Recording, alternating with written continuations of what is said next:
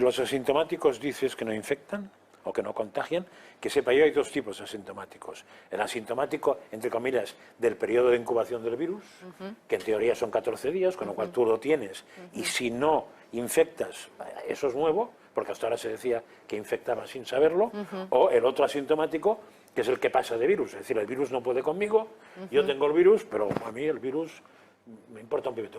De alguna manera sería inmune al virus, la inmunidad natural o lo que quieras. Ninguno de los dos infecta.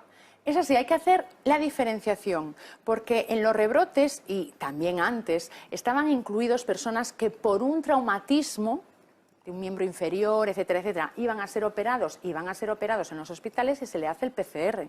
Si da positivo, están dentro de los asintomáticos.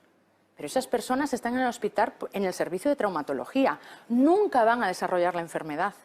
Esos son los asintomáticos que realmente no contagian. Los que la OMS expone en su documento del 5 de junio del 2020 son los presintomáticos, los que realmente después desarrollan en un 16%, muy poquito. Claro, porque no hay quien Muy poquito, muy poquito. Uno de cada 6. Claro, pero es que tenemos eso es importante que se sepa, ¿eh? Claro. Porque es que la inseguridad que da estar con alguien que no está enfermo era por culpa de eso. Exacto. Es que todas las medidas sociales, de distancia social, de mascarillas, está basado en eso, en los asintomáticos, el miedo a contagiarse. No es así, porque en esos asintomáticos, ya digo, está incluido todas esas personas que en los hospitales están por otra circunstancia, dan positivo por las explicaciones que ya he hecho anteriormente y se le introduce como casos confirmados. Tenemos que decir algo. El Ministerio de Sanidad, doctor Fernando Simón, siempre dice claramente la situación, dice casos confirmados. Pocas veces dice infectados. De hecho, a nivel documentacional, de forma oficial, siempre se dice casos confirmados. El problema es que no se dice de qué y subliminalmente parece que son confirmados de enfermedad.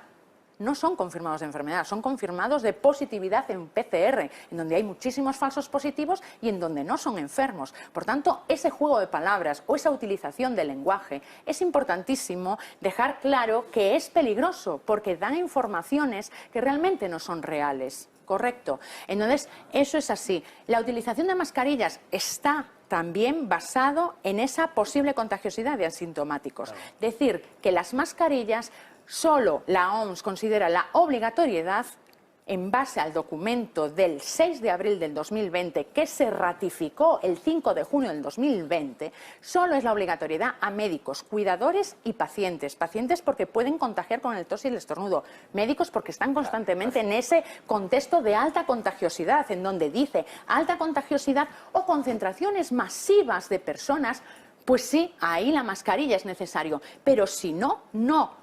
Puede ser recomendable, puede ser beneficioso, pero esa posibilidad la introduce la OMS porque no podemos en medicina decir realmente que categóricamente es o no es, lógicamente, pero sabemos perfectamente que implantar medidas sociales de esta característica a nivel generalizado tenemos que sopesar el perjuicio y el beneficio. Y el 5 de junio del 2020 la OMS describe uno por uno los efectos dañinos de la utilización de mascarillas a nivel poblacional, en personas sanas, enfermedades respiratorias, alto riesgo de autocontaminación, proliferación de microorganismos, neumonías, infecciones de vías respiratorias altas y vías respiratorias bajas, por el uso de mascarillas. Lo expone y lo pone la OMS. No solo lo dije yo, que ya lo empecé a decir desde el primer momento en mayo en donde se habló de la obligatoriedad de las mascarillas. La OMS en el 5 de junio del 2020 así lo ratifica y ratifica que no existe evidencia científica que avale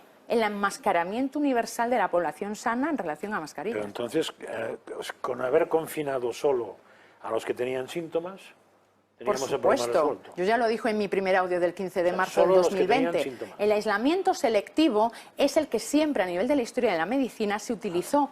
Nunca se utilizó un confinamiento generalizado y un aislamiento generalizado. En la Edad Media se cerraban las ciudades principalmente porque, no había otras medidas terapéuticas, pero el aislamiento también era selectivo. No se cerraban a nivel general. El aislamiento selectivo está contemplado en el artículo 18 del Reglamento Sanitario Internacional, que en el 2007 entró en vigencia en España y que más de 100 países firmaron. España es uno de ellos. Y en ese artículo 18 dice que solo se puede aislar a personas realmente que tienen síntomas y que son cuidadores. En ese sentido, lo dije claramente, ese reglamento sanitario internacional se elaboró para contextos de epidemia y de pandemia, en donde se deben de llevar a cabo las recomendaciones de la OMS. Recomendaciones y documentación oficial de la OMS. Por eso hay esta diferenciación entre países y de alguna manera estamos con esta denuncia pública y tan intensa porque España es de los países del mundo en donde hay unas medidas más restrictivas, en donde hubo un confinamiento generalizado más intenso, permanente durante mucho tiempo y realmente la obligatoriedad de las mascarillas está como en poquísimos países del mundo. Por tanto, las consecuencias económicas, las consecuencias de salud y las consecuencias sociales van a ser muy negativas. La pobreza siempre genera enfermedad, por supuesto. Está claro. Y aún así somos uno de los países que tuvo la epidemia más descontrolada. O sea, la clave hubiese sido la prevención. Por supuesto, pero la epidemia descontrolada también, a mi modo de ver, fue... Bueno, por una serie de circunstancias y por también por no tener un cuidado especial en la población vulnerable. 20.000 ancianos se murieron en las residencias, en donde no había atención médica correcta, en donde quedaron aislados, en donde durante 3 meses no vieron a ninguna persona, en donde murieron muchísimas personas en soledad, tanto en las residencias como en el hospital. Sabemos que el moribundo en sus últimas horas de la muerte está luchando entre la vida y la muerte. Ese aislamiento, esa soledad